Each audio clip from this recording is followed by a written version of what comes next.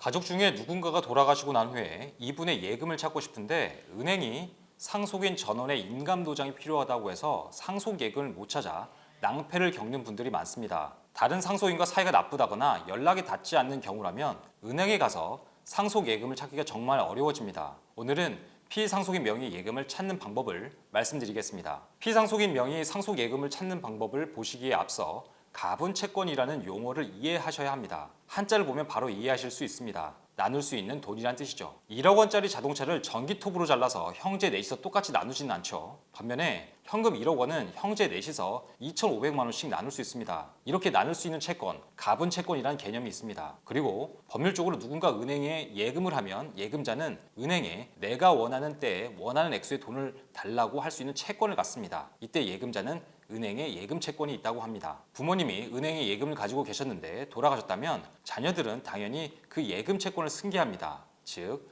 상속인인 자녀들은 돌아가신 분의 예금 채권이라는 가분 채권을 승계하므로 은행 예금 중 자신이 상속받은 몫을 인출해달라고 각자 청구할 수 있습니다. 대법원 판례도 마찬가지입니다. 대법원은 예금 채권과 같은 가분 채권은 상속재산 분할의 대상이 아니라는 것이 원칙이라고 하였습니다. 이를 바꾸어 말하면 돌아가신 부모님이 남긴 예금은 별도로 상속인들이 분배 협의할 필요 없이 상속인들 각자 은행에 가서 n분의 1로 찾으면 된다는 것입니다. 그런데 실무상 대다수의 은행들이 위 대법원 판례의 결론과는 달리 상속예금 인출을 위해 상속인 전원의 동의를 요구하고 있습니다. 은행들이 왜 이러는 걸까요? 은행이 상속예금 인출에 상속인 전원의 동의를 요구하는 이유가 있습니다. 상속재산은 무조건 n분의 1로 나누지 않죠. 이 말이 무슨 뜻인지는 상속포커스의 이전 영상을 참조해 보시기 바랍니다. 위 영상을 못 보고 오신 분들을 위해 짧게 설명하겠습니다. 상속인 중에 피상속인에게서 재산을 미리 받은 적이 있다거나 상속인 중에 기여분이 있는 사람이 있다면 남은 재산의 분배 비율은 n분의 1이 아닙니다.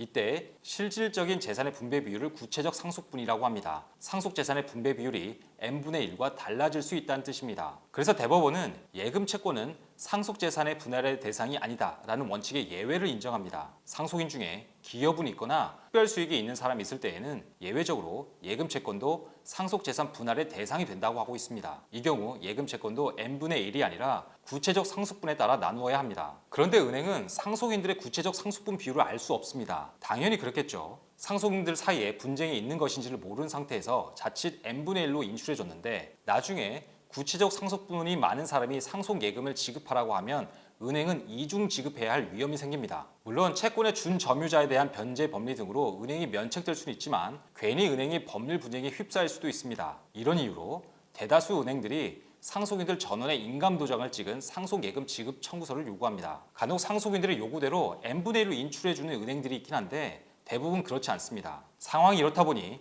상속인 중에 특별수익자나 기여분권자가 없어서 그냥 n분의 1씩 예금을 찾으면 되는 일반적인 사안에서도 예금을 쉽게 찾지 못하는 것입니다. 특히 상속인들끼리 사이가 좋지 않으면 더욱 그렇습니다. 빨리 취등록세나 상속세를 처리해야 한다거나 꼭 세금이 아니더라도 지금 급히 돈이 필요한데 상속예금이 묶여 있어서 곤란을 겪는 분들이 그래서 많이 생깁니다. 이런 경우 해결책을 몇 가지로 나눌 수 있습니다.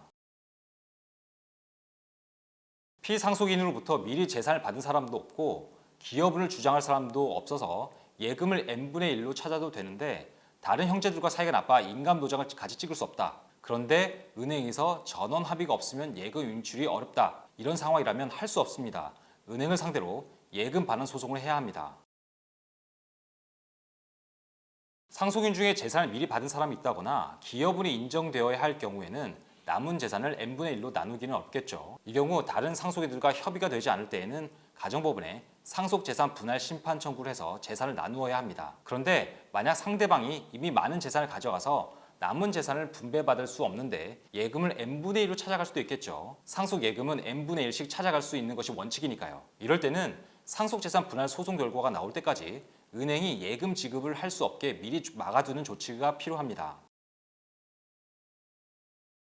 상속인끼리 상속재산 분할 협의가 안 되어 가정법원에 상속재산 분할 심판 청구를 했더라도 상속인들의 구체적 상속분과 법정 상속분이 같으면 가정법원은 예금 재산 분배를 판단하지 않습니다. 가분채권은 상속재산 분할의 대상이 아닌 것이 원칙이기 때문이죠. 이 경우 심판문에 상속예금이 등장하지 않습니다. 그래서 이 경우 예금 재산은 n분의 1로 각자 나누면 됩니다. 그런데 간혹 이렇게 상속재산 분할 심판 결과가 있는데도 은행이 여전히 상속인들 전원의 인감 도장을 요구하는 사례가 있습니다. 이 경우 역시 은행을 상대로 예금 반환 소송을 하면 됩니다.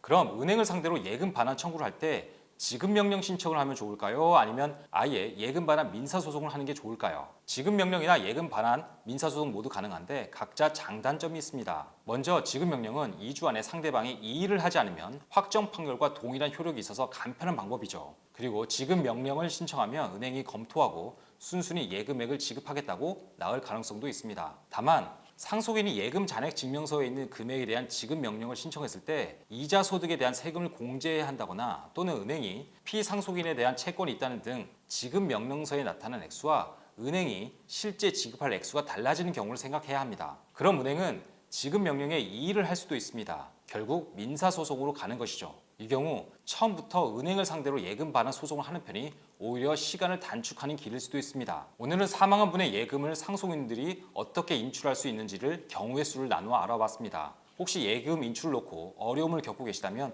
꼭 변호사에게 문의해보세요. 오늘 영상 좋으셨다면 구독, 좋아요, 알림 설정 꾹꾹 눌러주세요. 오경수 변호사의 상속 포커스, 여러분이 궁금해하는 법률 이슈와 확실한 정보로 돌아오겠습니다. 감사합니다.